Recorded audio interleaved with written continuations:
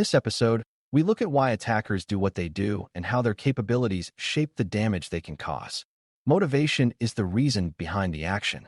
Capability is the ability to carry it out. You need both ideas because motive alone does not tell the whole story, and technical ability alone does not explain target choice.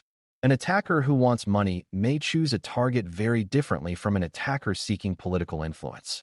An attacker with limited skill may rely on copied tools and easy opportunities, while a well-resourced actor may spend a long time preparing a quiet operation.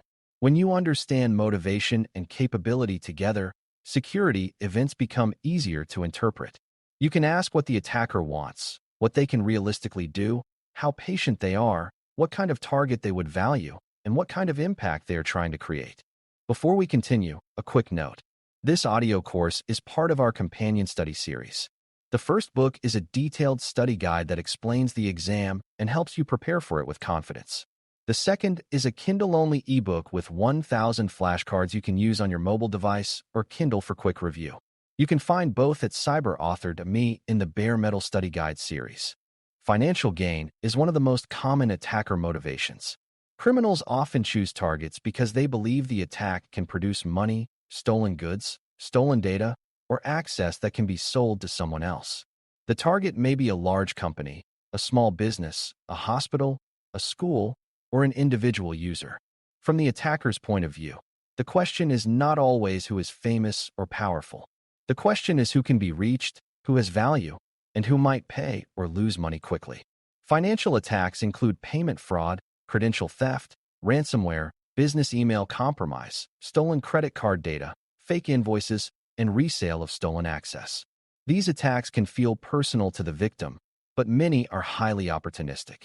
Criminals may send the same message to many people or skin many systems, then focus on the ones that respond or appear weak. Money-driven attackers often care about speed, pressure, and scale.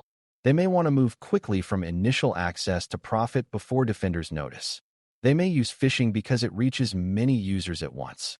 They may use stolen credentials because valid access can be easier than breaking through technical defenses. They may use ransomware because it creates immediate pressure by interrupting operations. They may steal data before encrypting systems so they can threaten public exposure if payment is not made. This combination of disruption and embarrassment is designed to make leadership feel trapped. The attacker wants the organization to believe that paying is cheaper, faster, or less damaging than resisting. Defensive thinking has to account for that pressure. Backups, strong access control, monitoring, recovery planning, and clear decision processes can reduce the attacker's leverage. Espionage is about gathering information, not always causing visible damage right away. An espionage-motivated attacker may want military plans, diplomatic communications, research, source code, product designs, negotiation strategies, customer lists, legal documents, or sensitive government information. The attacker may be a state-sponsored group, a competitor, or another actor seeking advantage through secrecy. Espionage often rewards patience.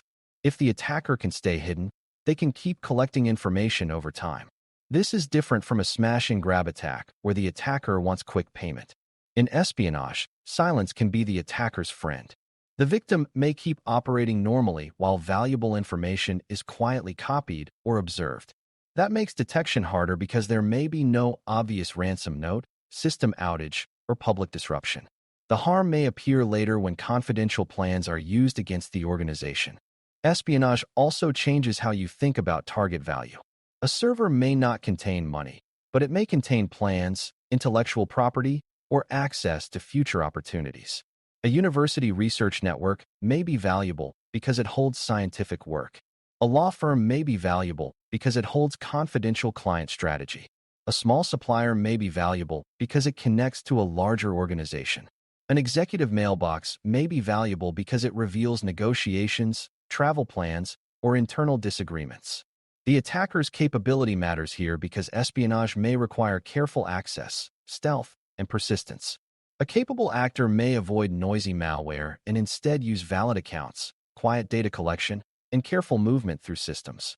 Defenders respond by watching for unusual access patterns, protecting sensitive information, limiting permissions, and treating identity security as a central part of protecting secrets. Ideology is another powerful motivation. Ideological attackers act because of political, religious, social, environmental, or cultural beliefs. They may believe their actions are justified because they are serving a cause, punishing an organization, exposing wrongdoing, or influencing public opinion. Ideological motivation can appear in hacktivism, extremist activity, and some forms of state-aligned activity. The target is often chosen because of what it represents. A company, government agency, media outlet, university, charity, or public figure may become a target because the attacker associates it with an issue or conflict. Ideological attackers may want attention, embarrassment, disruption, or symbolic impact. They may deface a website, leak documents, interrupt a public service, spread a message, or try to shape a narrative. The technical damage may be only part of the goal. Public reaction may be just as important to the attacker. Ideology can make attacker behavior less predictable than purely financial crime. A criminal may stop when the attack is no longer profitable. An ideological actor may continue because the cause matters more than money. That does not mean ideological actors have unlimited resources or skill, but it does mean their persistence may come from belief rather than profit. Some may choose symbolic dates, public events, controversial decisions, or media moments to increase attention. They may also use social platforms, leaked files, and public statements to amplify the effect of a technical incident. For defenders, this means communication matters. Technical containment is necessary, but public trust can also be at risk. An organization may need to respond clearly, correct false claims, protect affected people, and avoid confusion. Ideological attacks often blend technical disruption with reputation pressure, and both sides of the problem need attention. Extortion is a motivation and a tactic that uses pressure to force action. The attacker wants the victim to pay, comply, or change behavior because the alternative feels worse. Ransomware is one form of extortion, but extortion is broader than encrypted files. An attacker may steal sensitive data and threaten to release it. They may threaten customers, employees, or partners. They may claim they will contact regulators or the media.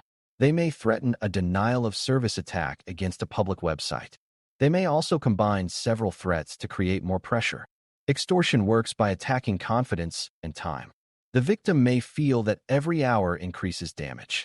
The attacker uses fear, uncertainty, and urgency to push decisions.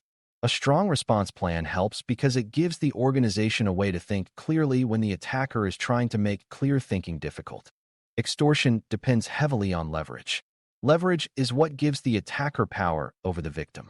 If the attacker encrypts systems, but the organization has clean, tested backups and a practiced recovery process, the leverage is lower. If the attacker steals sensitive data that was poorly protected, the leverage is higher. If the organization does not know what data was taken, the uncertainty itself becomes leverage. If the attacker can disrupt a customer-facing service during a busy period, timing becomes leverage. Capable extortion groups study their victims to increase pressure. They may look for cyber insurance details, revenue information, leadership contacts, sensitive files, or operational weak points. They may time the attack for weekends, holidays, or major business events. Defenders reduce leverage by improving recovery, limiting access to sensitive data, monitoring unusual activity, and preparing leadership for difficult decisions before a crisis begins. Capability includes skill, tools, funding, access, time, knowledge, and support. A highly capable attacker may have custom tools, experienced operators, infrastructure to hide activity, and people who understand the target's industry. A less capable attacker may rely on public tools, reused malware, stolen instructions, or basic scams. Capability does not always match motivation. A motivated attacker with low skill may still cause harm if the target is poorly protected.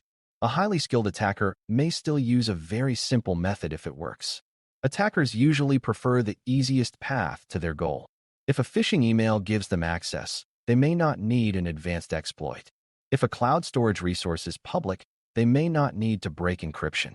Capability tells you what the attacker could do, but opportunity often decides what they actually try first. Resources and funding can expand an attacker's options. A well-funded actor can buy stolen credentials, rent infrastructure, pay specialists, conduct research, and maintain operations over time. A criminal service provider may sell phishing kits, malware access, or compromised accounts to other criminals. A state-supported operation may have intelligence about people, systems, and business relationships before the technical attack begins. Competitors may have money, industry knowledge, and a clear sense of what information would be valuable. On the other hand, many attackers do not need much funding at all. Free tools, leaked passwords, poor configuration, and social engineering can create enough opportunity. This is why security basics still matter. You cannot assume that only advanced attackers matter, and you cannot assume that simple defenses are pointless. Many incidents begin with ordinary weaknesses that were visible and fixable. Persistence is the willingness and ability to keep trying. Some attackers give up quickly when they meet resistance. Others adapt, return, and try another path. Financial criminals may be persistent if the possible payout is high. Espionage actors may be persistent because the target has strategic value. Ideological actors may be persistent because they feel personally committed to the cause. Extortion groups may be persistent because pressure increases their chance of payment. Capability affects persistence because a better-resourced actor can afford longer operations, new infrastructure, and repeated attempts.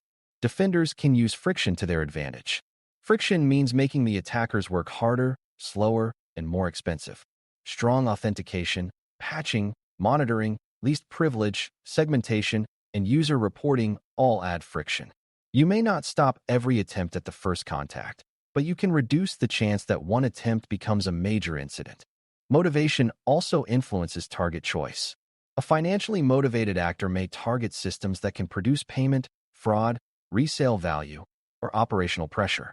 An espionage actor may target research, leadership communications, sensitive negotiations, or trusted suppliers. An ideological actor may target organizations connected to a cause, controversy, public policy, or symbolic issue. An extortion actor may target organizations that cannot tolerate downtime or public exposure. Capability narrows or expands that target list. A low-skill attacker may only reach exposed systems and easily tricked users. A more capable actor may pursue harder targets through suppliers, cloud services, identity systems, or long-term social engineering. This is why defenders look at both who might want to target the organization and how they might realistically get in. Security is stronger when it reflects actual motives and realistic paths, not vague fear. The impact of an attack also reflects motivation and capability. A money-driven attack may cause fraud losses, recovery costs, downtime, and customer harm. Espionage may cause long-term competitive damage that is hard to measure immediately. Ideological attacks may damage reputation, public trust, and confidence in leadership. Extortion may combine technical outage, data exposure, legal pressure, and emotional stress. A capable attacker can often increase impact by finding the systems and information that matter most. That is why asset knowledge is so important.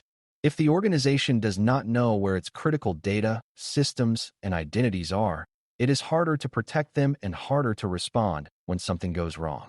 Understanding impact helps defenders decide where stronger controls belong. Not every system needs the same level of protection, but the systems tied to major consequences deserve special attention. As you continue studying Security Plus version 8 and SY0801, keep motivation and capability connected in your mind. Motivation explains what the attacker wants. Capability explains what the attacker can realistically do to get it. Money, espionage, ideology, and extortion each shape target choice, tactics, persistence, and impact in different ways. A financially motivated criminal may chase payment and speed. An espionage actor may value secrecy and long-term access. An ideological actor may seek attention, disruption, or symbolic pressure. An extortion actor may combine fear, urgency, and leverage to force a decision. None of these categories is just vocabulary. They help you reason through real security situations. When you ask what the attacker wants, what they can do, and what would give them leverage, you begin to see risk with more clarity and respond with better judgment. Thanks for listening. For more audio courses, daily newsletters, and more, please visit baremetalcyber.com.